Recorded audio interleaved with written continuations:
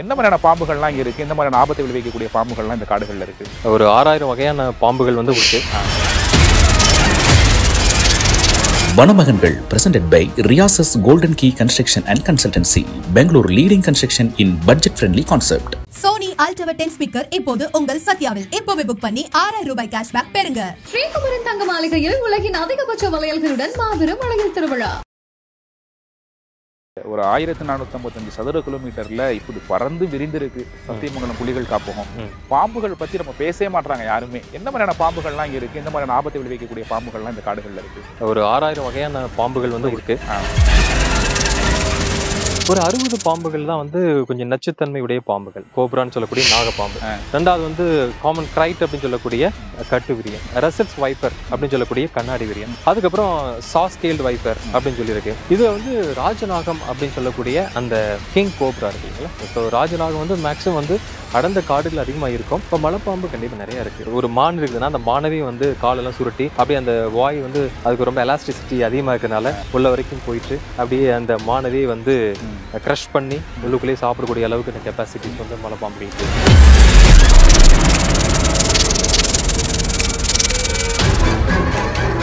பாம்பு கடிச்சோன்னே நம்ம என்ன பண்ணணும் அப்படிங்கிற அந்த ஃபர்ஸ்ட் எய்டு நிறையா ஒரு தெளிவான விஷயங்கள் இல்லை தெரியுது. இப்போ இந்த இடத்துல எனக்கு கடிச்சிருக்கு அப்படின்னா நீங்கள் வாட்ச் கட்டிருக்க இடத்துல நீங்கள் கட்டலாம். பட் பிளட் சர்க்குலேஷன் ஓரளவுக்கு அது போகக்கூடிய அளவுக்கு நீங்கள் வைக்கணும். சில பேர் நம்ம மக்கள் என்ன பண்ணுவாங்கன்னு பார்த்தீங்கன்னா, பாம்பை பார்த்தோன்னே நம்மளை கொத்துன பாம்பை கடிச்ச பாம்பை தேடி போய் அடிச்சுட்டு அதுக்கப்புறமா அதையும் ஹாஸ்பிட்டலுக்கு தூக்கிட்டு போகிறதெல்லாம் நம்ம பார்க்க முடியாது. ஒன்று வந்து 2 பஞ்ச் மார்க் நல்ல பல்லு நல்லா தெரிஞ்சிச்சுன்னா அது வந்து விஷத்தன்மை கொண்ட பாம்புன்னு முடிவு பண்ணலாம். யானைகளும் கணிசமாக அதிகரிச்சிருக்குல்ல நம்ம தமிழ்நாட்டு வனப்பகுதிகளில். கண்டிப்பாக சமீப காலமாக வந்து பார்த்தீங்கன்னா அந்த டஸ்கருடைய எண்ணிக்கை அதிகமாக இருக்குது. நூற்றுக்கணக்கான பெண் யானைகளுக்கு வந்து ஒரே ஆண் யானை தான் இந்த ஒரு வரலாறுலாம் வந்து பல ஆண்டுகள் முன்னாடி இருந்துச்சு. இப்போ இது எல்லாமே கரெக்டாக இருந்திருக்கு. எல்லா ஆண் யானைகளுமே பெண் யானையை வந்து விரும்புவது இல்லை. அதில் இருக்கக்கூடிய டாமினேட்டிங்காக இருக்கக்கூடிய ஆண் யானைகள் தான் பெண் யானைகள் விரும்புது. அப்போது நீங்கள் உங்களை டாமினேட்டாக காமிக்கணும், ஆதிக்கம் கொண்டவனா காமிக்கணும்னு பார்த்தீங்கன்னா ஃபர்ஸ்ட் உங்களோட ஃபிசிக்கல் அப்பியரன்ஸ், அதுக்கு தேவையான ப்ரோட்டீன் எல்லாமே மக்காச்சோளத்தில் இருக்குது, சுகர் கேனில் இருக்குது. அதனால அதை தேடி வந்து தன்னுடைய உடம்பு வந்து ரொம்ப வலுவா வச்சுக்கிட்டு ஒரு ஃபீமேல் அட்ராக்ட் பண்ணக்கூடிய அளவுக்கு அது மாறுது. ஸோ இதுக்கு பின்னாடி ஒரு பயாலஜி இருக்கு. இல்லை 2 யானைகள் ஆண் யானைகளுக்கு ஒரு பெண் யானை இருக்குன்னா இந்த 2 யானைகளும் முதல்ல சண்டையிட்டு அதுல சண்டையில ஜெயிக்கக்கூடியவங்க தான் அந்த பெண் யானையை நெருங்க முடியுது.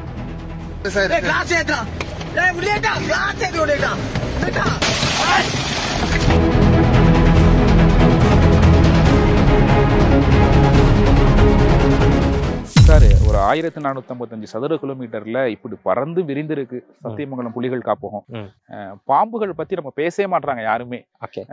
என்ன மாதிரியான பாம்புகள்லாம் இங்க இருக்கு? எந்த மாதிரியான ஆபத்தை விளைவிக்கக்கூடிய பாம்புகள்லாம் இந்த காடுகள்ல இருக்கு?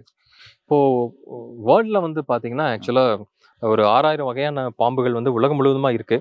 அதுல வந்து நம்மளுடைய இந்தியாவில் வந்து ஒரு 3500 பாம்புகள் இருக்கு. அந்த 3500 பாம்புகள்ல ஒரு 60 பாம்புகள் தான் வந்து கொஞ்சம் நச்சுத்தன்மை உடைய பாம்புகள். அந்த 60 பாம்புகள்லையுமே வந்து ஒரு 4 பாம்புகளை மட்டும்தான் வந்து என்னன்னு சொல்ற பிக் 4ன்னு சொல்றோம். அந்த பிக் 4 இந்த 4 பாம்புகள் பத்திரமா இருக்கணும்னு சொல்றான். அதுல ஃபர்ஸ்ட் வந்து பாத்தீங்கன்னா இந்தியன் கோப்ரான்னு சொல்லக்கூடிய நாகப்பாம்பு, ரெண்டாவது வந்து காமன் கிரைட் அப்படின்னு சொல்லக்கூடிய கட்டு விரியன், அதுக்கப்புறம் ரசல்ஸ் வைப்பர் அப்படின்னு சொல்லக்கூடிய கண்ணாடி விரியன், அதுக்கப்புறம் சாஸ்கேல்டு வைப்பர் அப்படின்னு சொல்லியிருக்கு. ஸோ இந்த 4 பாம்புகள் தான் வந்து ஒரு நச்சுத்தன்மையுடைய பாம்புகளா நம்ம வந்து சொல்றோம். இப்ப உலக லெவல்ல பாத்தீங்கன்னு வச்சுங்களேன், ஒரு வருஷத்துக்கு ஒரு 100 பேர் இறக்குறாங்க அப்படின்னா அதுல 80 பேர் வந்து இந்தியர்களா இருக்காங்க. பாம்பு கடிச்சு ஏன் அப்படின்னு சொல்லி பார்த்தா, பாம்பு கடிச்சோன்னே நம்ம என்ன பண்ணணும் அப்படிங்கிற அந்த ஃபர்ஸ்ட் எய்டு நிறைய ஒரு தெளிவான விஷயங்கள் இல்லை தெரியுது. இல்லை இன்னைக்கு டேட்டா படி ஒரு வருஷத்துக்கு 65,000 பேர் பாம்பு கடினால இறக்குறாங்க. அது காட்டுக்குள்ள இல்ல, ஊர் பகுதியில இறந்தாங்க. அது பாம்புகள் கடிச்ச உடனே நம்ம என்ன பண்ணணுங்கிறது ஒரு தெளிவான அறிவு நம்மளுக்கு வேணும். இது ஏதோ டிஸ்கவரியில பாக்குற ஒரு லேண்ட்ஸ்லைட் மாதிரி இருக்கு சார். கண்டிப்பா ஒரு பசுமை போர்வை மாதிரி இருக்குல்ல. ஆமா, ஏதோ ஒரு பச்சை போர்வை அப்படியே ஃபுல்லா போத்திக்கிறது மாதிரி இருக்கு. பாம்புகளை பத்தி பேசிட்டு இருந்தோம். இப்ப சத்தியமங்கலம் காடுகள்ல குறிப்பா வந்து இது மாதிரி விஷப்பாம்புகள் என்னென்ன இருக்கு? சத்தியமங்கலம் காடுகளை நான் ஏற்கனவே உங்களுக்கு சொன்னது போல விஷப்பாம்புகள் நம்ம சொன்ன நாகப்பாம்பு 4 இங்க இருக்கு. கண்ணாடி விரியன், கட்டு விரியன், இந்த 4 பாம்புகள் நம்ம கிட்ட இருக்குங்க. இதுல வந்து ராஜநாகம் அப்படின்னு சொல்லக்கூடிய அந்த கிங் கோப்ரா இருக்குங்களா. சோ ராஜநாகம் வந்து மேக்ஸிமம் வந்து அடர்ந்த காடுகள் அதிகமா இருக்கும். அந்த ராஜநாகத்துக்கும் மனிதர்களுக்கும் ஏற்படக்கூடிய அந்த கான்ஃபிளிக்ட் அதிகமா இல்ல. ராஜநாகம் பெருசா ஊருக்குள்ள அதிகமா இருக்கிறதுல ராஜநாகத்தை பத்தி பெருசா அதிகமா பேசுறதுல இந்த 4 பாம்புகளை பார்த்து தான் நம்ம அதிகமா பேசிட்டு இருக்கோம். அந்த மலைப்பாம்புன்னு சொல்றாங்களா, அந்த மானம் முழுங்குது, ஆட்டுக்குட்டி எல்லாம் முழுங்குது இல்ல சார். அதெல்லாம் இருக்குங்களா? இப்போ மலைப்பாம்பு கண்டிப்பா நிறைய இருக்கு.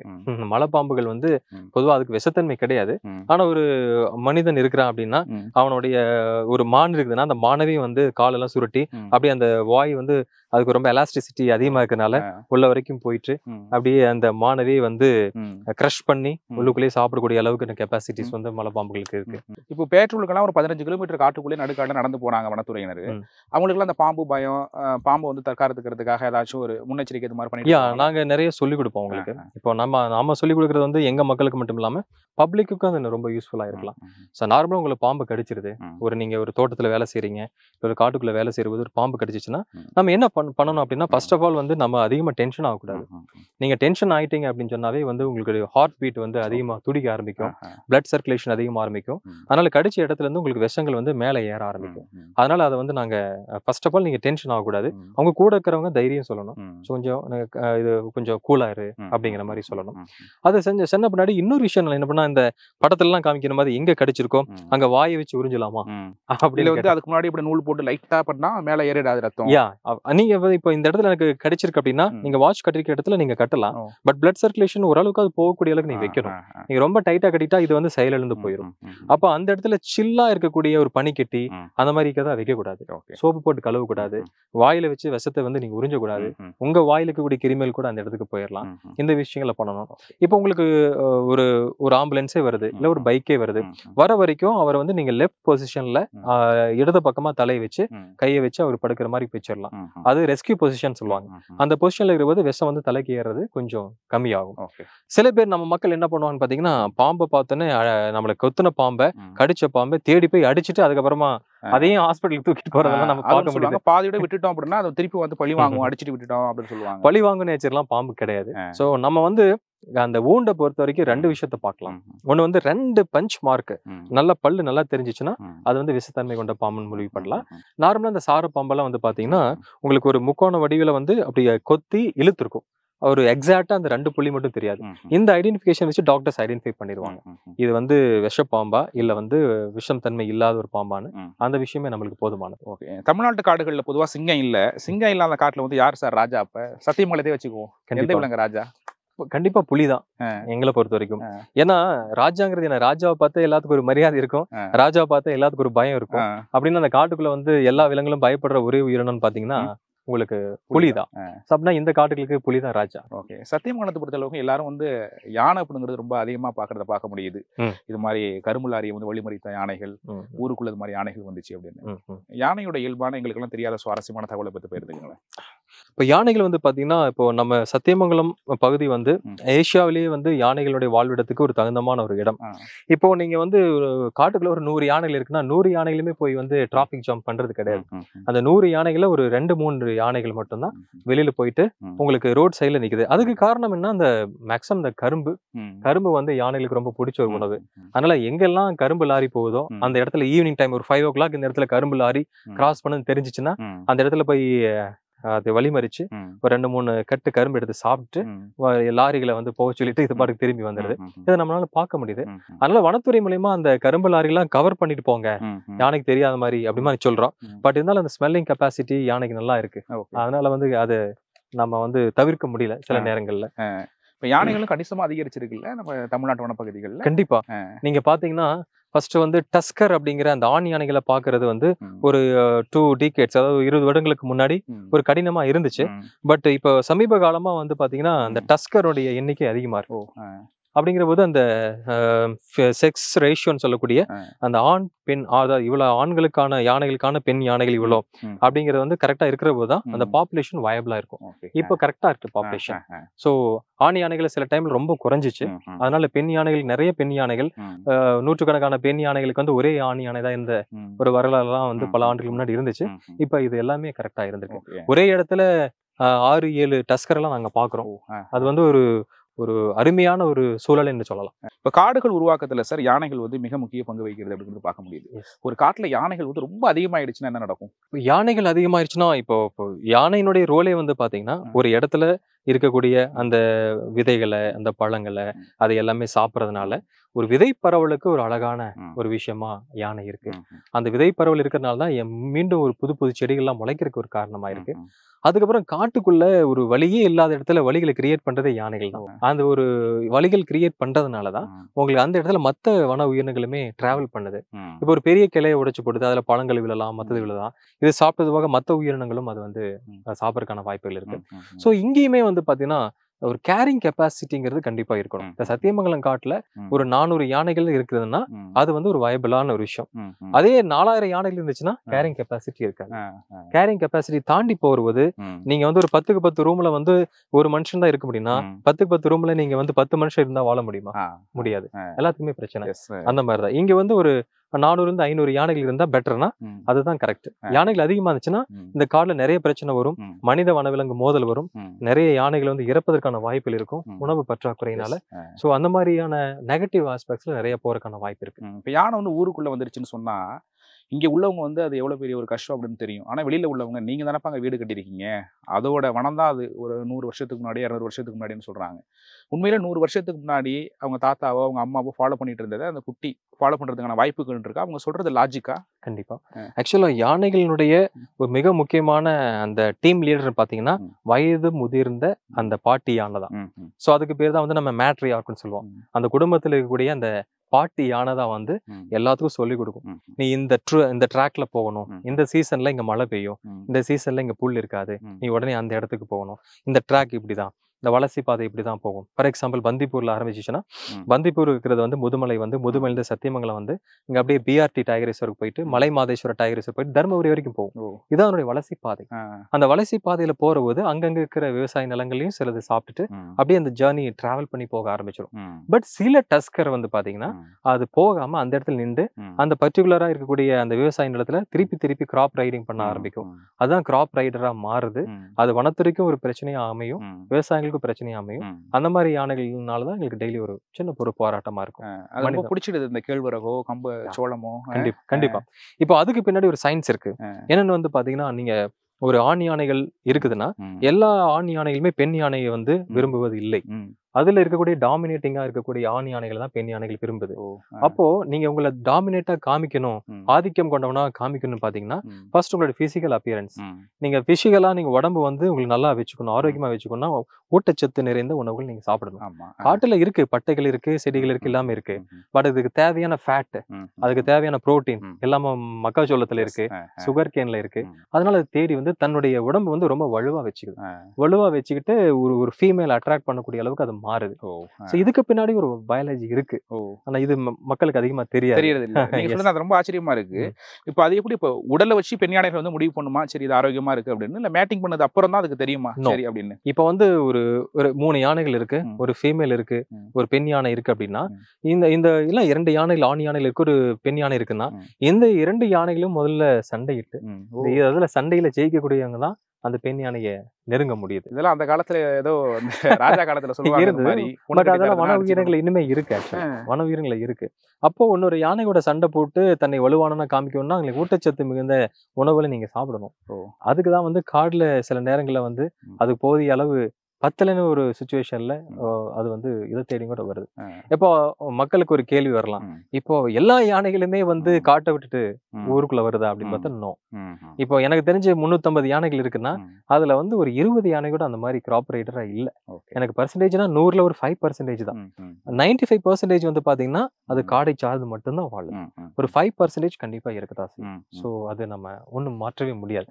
இப்ப நம்ம வனத்தை ஒட்டி சில விவசாய நிலங்கள் இருக்கு, அங்க நம்ம கரும்பு பயிரிடக்கூடாது, மைஸ் பயிரிடக்கூடாது அப்படின்னு சொன்னாலுமே விவசாயிகள் நம்ம மேல வருத்தப்படுவாங்க.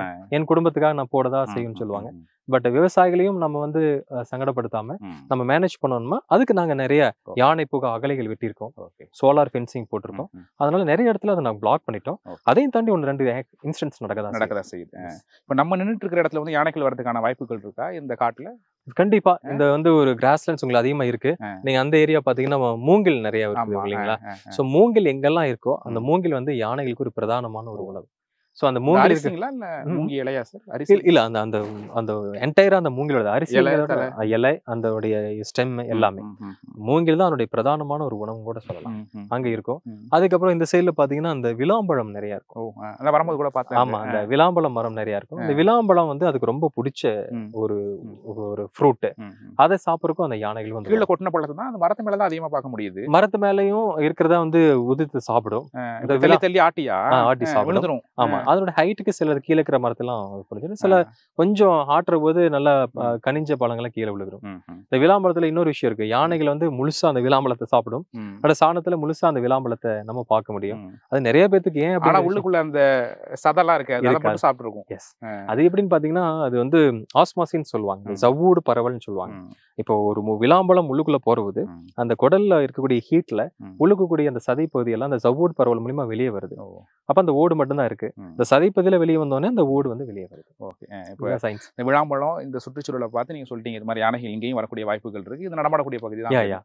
சப்போஸ் வந்துடுச்சு இப்போ நேரா எதிர்கொள்றோம், என்ன பண்ணணும், என்னென்ன பண்ணக்கூடாது சார்? இப்போ யானைகளை வந்து நம்ம பாதுகாக்கணும் அப்படின்னா நான் சொல்ற விஷயங்கள்லாம் வந்து சில இடத்துல பொருந்தலாம், எல்லா இடத்துக்கும் இதுதான் பர்ஃபெக்டா பொருந்தும்னு சொல்ல முடியாது. சார் நார்மலா எங்களுக்கு சொல்லிக் கொடுத்த விஷயம், நாங்க கேள்விப்பட்ட விஷயம், இப்ப நாங்க வந்து ஃபீல்ட்ல வந்து ஃபாலோ பண்ணக்கூடிய விஷயம் பாத்தீங்கன்னா, ஒரு ஃபர்ஸ்ட் ஆஃப் ஆல் எலிஃபென்ட் வந்து நாங்க பார்த்துட்டோம்னா, ஒரு தூரத்துல எலிஃபென்ட் இருக்குன்னா ஃபர்ஸ்ட் எலிஃபென்ட் வந்து சில நேரங்கள் நம்மளுக்கு வந்து ஒரு எச்சரிக்கை சவுண்ட் கொடுக்கும். உருங்கிற ஒரு சவுண்ட், அந்த ட்ரம்பட் சவுண்ட் மாதிரி லைட்டா உங்களுக்கு வந்து கொடுக்கும். அந்த சவுண்ட்ல நம்ம தெரிஞ்சுக்கலாம், ஓ அங்க இருக்காங்க, நம்ம அந்த சைடு போகக்கூடாது அப்படிங்கிறத நம்ம தெரிஞ்சுக்கிட்டு நம்ம ட்ராக் நம்ம மாத்திட்டு போகலாம். அதையும் தாண்டி நம்ம இங்க சத்தம் போட்டுட்டு அதை டிஸ்டர்ப் பண்ற மாதிரி இருந்துச்சுன்னா அது நம்மளை தேடி வருதுன்னா ஃபர்ஸ்ட் ஆஃப் ஆல் நீங்க என்ன பண்ணணும்னா ஒரே ஸ்ட்ரைட்டான பாதையில நீங்க ஓடுறத வந்து கொஞ்சம் தவிர்க்கணும். ஒரு ஸ்ட்ரைட்டான பாதையில ஓடுற போது உங்களை விட அது ஃபாஸ்டா ஓடக்கூடிய திறமை இருக்கிறதுனால மேபி உங்களை வந்து அட்டாக் பண்ணலாம். இப்ப நீங்க இந்த மேல ஒரு ஓவர் ஜாக்கெட் போட்டிருக்கீங்க, உங்களுக்கு ஒரு டிப்ஸ் என்னன்னா இந்த ஓவர் ஜாக்கெட்டை நீங்க கழட்டி கீழே போட்டுடலாம். அது கழட்டி கீழே போட்டா ஏதோ ஒரு ஆப்ஜெக்ட் இருக்குன்னா அதை மிதிச்சிட்டு இருக்கும், திசை மாறிடும். ஆமா, அது மிதிச்சிட்டு இருக்கும். அந்த மிதிக்கிற போது ஒரு 5 செகண்ட்ஸ் உங்களுக்கு டைம் கொடுக்கும், அதுக்குள்ள நீங்க வந்து ஓடிடலாம். இப்போ யானையினுடைய உடம்புல 60% வந்து அந்த முன்பகுதி தான், அந்த ஃப்ரண்ட் போர்ஷன் தான். அதனால இறக்கத்துல நீங்க ஓடுறது ஒரு பாசிட்டிவான விஷயம். ஏன்னா இறக்கத்துல அது ஃபாஸ்டா ஓடாது, ஒன்னா அது பேலன்ஸ் எல்லாம் விழுந்துரும்.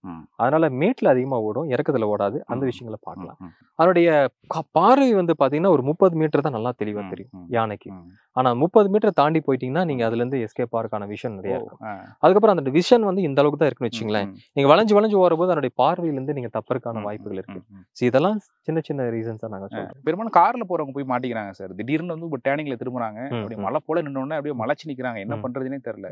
என்ன பண்ணணும் அந்த நேரத்துல? இப்போ அந்த மாதிரி விஷயத்துல நானும் மாட்டிருக்கேன். சோ அந்த மாதிரி நேரத்துல நம்ம என்ன பண்ணணும்னா ஃபர்ஸ்ட் வந்து பதற்றத்துல போய் எக்ஸலேட்டரை உருன்னு ரைஸ் பண்ணுவாங்க, அது பண்ணக்கூடாது. அதுக்கப்புறம் ஹார்ன் அடிப்பாங்க, ஹார்ன் அடிக்கக்கூடாது. நைட்டு நேரமா இருந்தா லைட்டை வந்து ஆன் பண்ணி ஆஃப் பண்ணி ஆன் பண்ணி ஆட் பண்ணி பண்ணுவாங்க. இதெல்லாம் அதுக்கு ரொம்ப இரிட்டேட்டிங்கா இருக்கக்கூடிய விஷயம். நீங்க சைலண்டா வண்டி ஆஃப் பண்ணக்கூடாது. ஏன்னா வந்துச்சுன்னா உங்களால் வண்டி எடுக்க முடியாது. வண்டி ஆன்ல வச்சுக்கிட்டு உங்களால முடிஞ்ச வரைக்கும் ஒரு பாதுகாப்பா ஒரு 30 அடி 40 அடிக்கு தள்ளி கொண்டு வந்து நிப்பாட்டிடணும். நீங்க நிப்பாட்டிட்டீங்க அப்படின்னா அது உங்களை தேடி வந்து சார்ஜ் பண்ணவே பண்ணாது. அது பாட்டுக்கு கொஞ்ச நேரம் நீங்க 10 நிமிஷம் ஆகட்டும் 20 நிமிஷம் ஆகட்டும், அது 20 நிமிஷம் கடந்து அது போயிடும். ஆனா நமக்கு தான் நம்ம we are busy, human beings எல்லாமே ரொம்ப பிஸி, நம்மளால வெயிட் பண்ண முடியாது. அதனால டார்ச்சர் பண்ணி ஹார்ன் அடிச்சு அது டென்ஷன் ஆகி நம்மளை சார்ஜ் பண்ணுது. அது இந்த மலைப்பகுதிகள்லாம் பயணிக்கும் போது சார் இயற்கை காட்சிகள் ரசிக்கணும்னு தோணும் இந்த நைட் டைம் எல்லாம் போகும்போது. ஆனா ஏதாச்சும் ஒரு டேர்னிங்ல வந்து யானை நினைச்சுன்னா என்ன பண்றதுன்னு உயிரை கையில பிடிச்சிக்கிட்டே போற மாதிரி இருக்கும். எது மாதிரி இடத்துல நிக்கக்கூடிய வாய்ப்பு இருக்கும் அந்த டேர்னிங்ல சொல்றேன்? மேக்ஸிமம் ரோடு சைட்ல எந்த இடத்துல வந்து பாத்தீங்கன்னா மூங்கில் அதிகமா இருக்கோ அந்த இடத்துல வாய்ப்பு இருக்கும். ஏன்னா இப்ப நீங்க ஆசனூர் டு நீங்க புளிஞ்சூர் வர வழியில பாத்தீங்கன்னா நிறைய இடத்துல மூங்கில் இருக்கும். அந்த சாப்பிட்றதுக்காக அது வரும். அந்த மூங்கில் இருக்கக்கூடிய இடத்துல நம்ம கொஞ்சம் கவனமா போகணும். அதுக்கப்புறமா வந்து பாத்தீங்கன்னா அது கிராசிங் ஜோன் அப்படின்னு சொல்லி ஒண்ணு இருக்கும். இந்த பகுதியில இருந்து அந்த NH கிராஸ் பண்ணி இந்த சைடு போகும். அது பர்டிகுலரா 2-3 இடம் இருக்கு. அந்த இடத்துல நம்ம ரொம்ப கேர்ஃபுல்லா இருக்கணும். அதை தாண்டி அது இந்த இடத்துல தான் நிக்கும், இந்த இடத்துல நிக்கான்னு சொல்ல முடியாது. ஆனா மூங்கில் இருக்கிற இடத்துல கண்டிப்பா நிக்கும். அந்த இடத்துல பத்திரமா இருக்கும். அண்மையில திருச்செந்தூர் கோயில்ல பாகனையும் இன்னொருத்தவரையும் மிதிச்சே கொண்டுச்சு சார் யானை. நிறைய பேர் சொன்னாங்க பாத்தீங்கல்ல காட்டு விலங்கு தான் அப்படின்னு. என்ன நடந்துச்சு இந்த சம்பவத்துல சார்? ஃபர்ஸ்ட் ஆஃப் ஆல் வந்து அங்க அந்த யானையினுடைய அந்த மவுத் வந்து அங்க ஃபர்ஸ்ட் இல்ல. இப்ப யானை வந்து பொதுவா கண்ட்ரோல் பண்றது அந்த மவுத் தான் கண்ட்ரோல் பண்றாரு. அவர் இல்லாம இருந்தது ஒரு மைனஸ் பாயிண்ட். இப்ப நாம வன உயிரினங்களை பத்தி நம்ம சொல்ற போது வந்து நம்ம எதையுமே இந்த வன உயிரினத்தினுடைய கேரக்டர் இதுதான், இந்த வன உயிரினுடைய பிஹேவியர் இதுதான் அப்படின்னு எதுவுமே சொல்ல முடியாது. அந்த ஃபிராக்ஷன் ஆஃப் செகண்ட்ல அந்த மனதளவுல அதுக்கு ஏற்பட்ட ஒரு சின்ன மாற்றம் அந்த மாதிரி ஒரு விபத்துக்கு வித்துட்டு இருக்கு. ரொம்ப வருத்தப்படக்கூடிய விஷயம். நம்ம வந்து யானை இதனால தான் டென்ஷன் ஆச்சு அப்படிங்கறத நம்ம பெருசா சொல்ல முடியாது. ஏன்னா அந்த மாதிரி ஒரு விஷயம் கூட அங்க நடக்கல. செய்திகளை பாக்குற போது அந்த 3-4 நிமிஷங்கள்ல செகண்ட்ஸ்ல அது நடந்த ஒரு விபத்தா தான் நம்ம அதை பாக்குறோம். ஆனா பாகனை கொன்றுச்சுன்னு சொல்றாங்க. ஆனா கூட இல்ல, பாகனா அது மாவுத்தா? ஆக்சுவலா மாவுத் காவடின்னு 2 பேர் இருப்பாங்க. மாவுத் தான் வந்து மெயின். ஸோ அவர் அங்க இல்ல, அந்த காவடி இருந்திருக்காரு, அவர் கூட அவருடைய உறவினர் இருந்திருக்காரு. இந்த ஒரு விஷயம் தான் அந்த.